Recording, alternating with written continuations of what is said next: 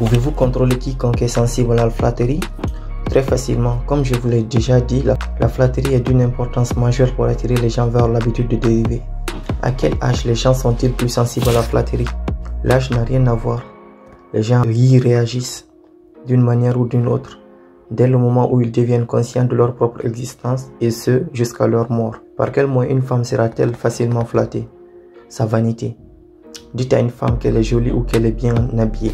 Quelle motivation est selon vous la plus efficace pour harponner un homme? L'égotisme, avec un grand E. Dites à un homme qu'il a un corps d'Apollon et qu'il est un grand homme d'affaires. Il sera aux anges et ronronnera comme un chat. Vous savez ce qui se produit ensuite? Tous les hommes sont-ils ainsi? Oh non, 2% d'entre eux contrôlent si bien leur égotisme que même un flatteur hors pair ne saurait parvenir à exercer l'ombre d'une influence sur eux. Et quels sont les moyens utilisés par une femme rusée pour attirer les hommes? Nom d'un chien. Faut-il que je vous fasse un dessin de ces méthodes? N'avez-vous donc aucune imagination? Au contraire, mon imagination est plutôt créative, Votre Majesté.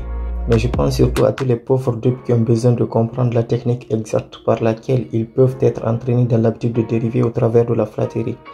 Dites-nous donc comment une femme peut harponner les hommes riches et sans doute intelligents. C'est un tour diabolique et vous me poussez à jouer aux femmes. Mais puisque vous réclamez l'information, je suis impuissant à la dissimuler. Les femmes influencent les hommes grâce à une technique qui consiste tout d'abord en une capacité à injecter un ton doux et roucoulant dans leur voix, puis ensuite à fermer les yeux dans une position mi-close qui s'apparente à de l'hypnose lorsqu'elles reçoivent la flatterie des hommes. La flatterie se résume-t-elle juste à cela? Non, ce n'était que la technique. Vient ensuite le moteur que la femme utilise comme leurre. Le type de femme auquel vous pensez ne se vend peut-être à aucun homme et lui ne voit rien qu'elle puisse lui donner. Mais ce qu'elle lui vend, c'est son propre égotisme. Est-ce cela tout ce que les femmes utilisent lorsqu'elles souhaitent flatter un homme? C'est le procédé le plus efficace qu'elles utilisent. Il fonctionne lorsque leur charme échoue. Je suis donc censé croire que les hommes grands, forts et intelligents peuvent être pétris et manipulés par la flatterie, tel de la glaise. Est-ce possible? Si c'est possible, cela se produit chaque minute de chaque journée. De plus, à l'exception de ceux qui ne dérivent pas, plus ils sont forts, plus ils cèdent facilement à la dérive lorsque l'expert en flatterie fonce sur eux. Parlez-moi de quelques autres tours que vous utilisez pour pousser les gens à passer leur vie à dériver.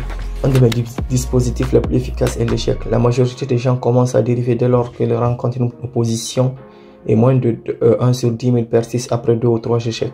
Donc c'est vous qui conduisez les gens vers l'échec dès que vous le pouvez, est-ce exact?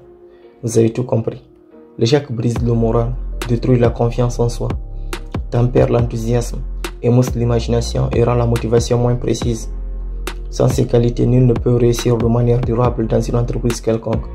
Le monde a produit des milliers d'inventeurs aux capacités supérieures à celles de Feu, Alva et Dison. Mais ces hommes sont demeurés de parfaits inconnus, alors que le nom de Dison passera à la postérité parce qu'il a su convertir l'échec en tremplin vers la réussite, tandis que d'autres l'utilisaient comme allié pour n'avoir obtenu aucun résultat. La capacité à surmonter l'échec sans se décourager serait-elle l'un des plus grands atouts de Henry Ford? Oui, et cette même qualité est l'atout principal de tout homme qui réussit de manière remarquable, quelle que soit son entreprise. Cette affirmation couvre de nombreux domaines, Votre Majesté. Désirez-vous la modifier ou la modérer par souci de précision? Aucune modification ne serait nécessaire car cette affirmation ne s'applique qu'à quelques-uns. Faites des recherches précises sur la vie des hommes et des femmes qui ont réussi durablement et vous découvrirez, sans exception aucune, que leur réussite est exactement proportionnelle à leur constance à surmonter l'échec.